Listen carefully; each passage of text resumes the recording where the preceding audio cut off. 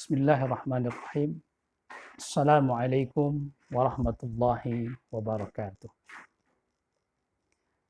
Alhamdulillahi rabbil alamin. Wal aqibatu lil muttaqin. Wala udwana illa 'alal zalimin.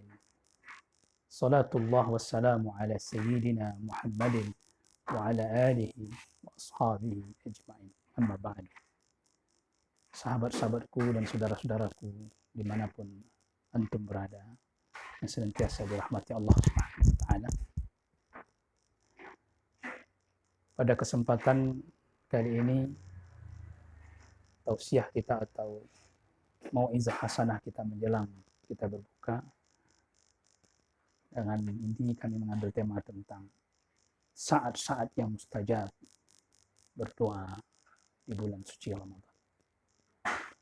Saudara-saudaraku yang dimuliakan Allah, ada momen-momen yang sangat berharga, momen-momen yang sangat pas untuk kita berdoa, yang Allah Subhanahu wa taala jabah doa kita, apalagi doa-doa orang yang berpuasa, yang salihin dan salihat. Terkait dengan doa ini, Allah Subhanahu wa taala menegaskan dalam surah Al-Baqarah ayat 186. Yang sebelumnya Allah berbicara tentang Syahrul Ramadan allazi unzila fihi al-Qur'an.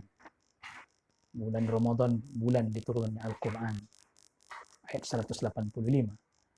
Yang kemudian setelah ayat 186 yaitu 187, Allah Subhanahu wa taala bicara tentang batasan di mana diperbolehkannya atau dihalalkannya bagi orang-orang yang berpuasa untuk menikmati kehidupan dunia. Di antaranya berhubungan suami istri yang pada waktu siang Allah larang. Uhilla lakum lailatas siyam ar-rafathu ila nisaikum. Allah halalkan di waktu malam untuk kalian ar-rafath, yaitu melakukan hubungan suami istri, melakukan kemesraan di waktu malam hari. Namun di ayat 186 Allah Subhanahu wa taala memberikan kepada kita suatu momen yang sangat luar biasa, yaitu momen berdoa. Dan ini tak kalah pentingnya berartinya di ayat yang 185 dan di ayat yang 187. Pada ayat 185 Allah Subhanahu wa taala menegaskan, wa iza sa'alaka ibadi anni fa inni qaribun ujibu da'watad da'i iza da'an falyastajibu li wal yu'minu bi la'allahum yarshudun. Apabila hambaku bertanya kepada engkau wahai Muhammad tentangku, maka katakan kepadanya, fa inni qaribun, aku ini sangat dekat sekali terhadap orang-orang yang meminta kepadaku, iza da'ani, apabila dia meminta kepadaku. Wal yastajibuli, maka oleh karena itu hendaklah mereka menjawab, memenuhi semua panggilan-panggilanku, perintah-perintahku, kata Allah. Wal yu'minu bi, dan hendaklah mereka beriman. La'allahum yarshudun, mereka akan mendapatkan irsyad, petunjuk, kebaikan dari Allah Subhanahu wa taala. Saudara-saudaraku yang dimuliakan Allah, ada dua momen yang akan kita sampaikan pada kesempatan ini, dan banyak momen-momen lainnya tentunya, tapi pada kesempatan ini ada dua momen di mana Allah Subhanahu wa taala mengijabah doa orang yang berpuasa. Yang pertama adalah momen di saat berbuka, inda fitrihi. Dan yang kedua, momen menjelang berbuka,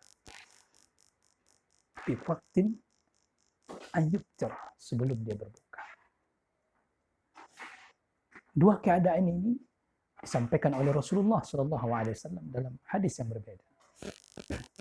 Yang pertama, dalam hadis yang diriwayatkan oleh Imam Ibnu Majah dalam sunannya dari sahabat Nabi Abdullah bin Umar, Allah meridai keduanya. Sami'tu Rasulullah sallallahu alaihi wasallam yaqulu lis-sha'imin inda fitrihi da'watun ma turaddu.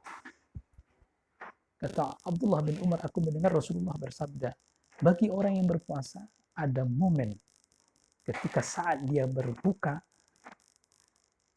tidak ditolak doanya. Kemudian hadis tentang momen berdoa menjelang berbuka. Hadis ini diriwayatkan oleh Imam Ahmad dalam musnadnya dari sahabat Nabi Abdurrahman bin Sakhar, itu yang dikenal dengan Abu Hurairah, Allah meridainya. Kalau Rasulullah sallallahu alaihi wasallam, Rasulullah bersabda, "Thalathatun la turaddu da'watuhum. As-sha'im hatta yuftir, wal imamul 'adil, wa da'watul mazlum."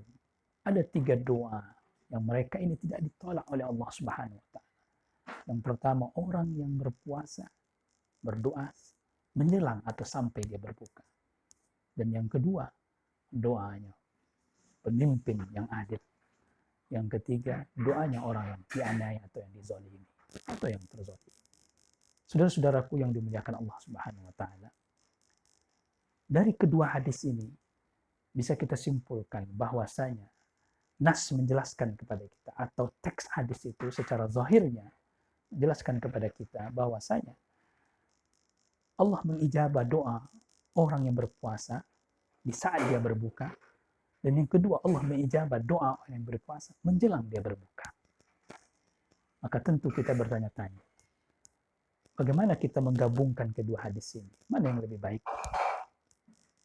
Dan untuk mengetahui ini, mari kita rujuk beberapa pendapat para ulama. Di antaranya disampaikan oleh Imam An-Nawawi dalam kitab Al-Majmu'nya. Beliau mengatakan dianjurkan atau disunahkan bagi kita, khususnya bagi orang yang berpuasa tentunya, mulai dari awal dia berpuasa sampai akhir dia berpuasa, atau mulai dari terbitnya fajar matahari sampai terbenamnya matahari, dia berdoa kepada Allah Subhanahu wa taala, memohon kepada Allah Subhanahu wa taala, memohon untuk kepentingan akhiratnya dan kepentingan dunianya, untuk orang yang dicintainya dan untuk kaum muslimin secara umumnya. Memohon kepada Allah waktu dia sedang berpuasa ini sampai nanti ketika dia berbuka. Dan ini waktu yang sangat bagus, kata beliau. Nah, tentu juga setelah dia berbuka atau di saat dia berbuka, maka juga dia berdoa kepada Allah Subhanahu wa taala. Saudara-saudaraku yang dimuliakan Allah Subhanahu wa taala. Kemudian pendapat dari Syekh Muhammad Utsaimin rahimallahu taala, beliau mengatakan waktu yang afdal atau waktu yang mustajab bagi orang yang berpuasa untuk berdoa yaitu menjelang dia berbuka. Kenapa? Karena di waktu ini terhimpun antara lemahnya diri kita karena kita sedang berpuasa, menahan makanan, minum, dan nafsu yang lainnya. Dan kemudian hinanya diri kita itu.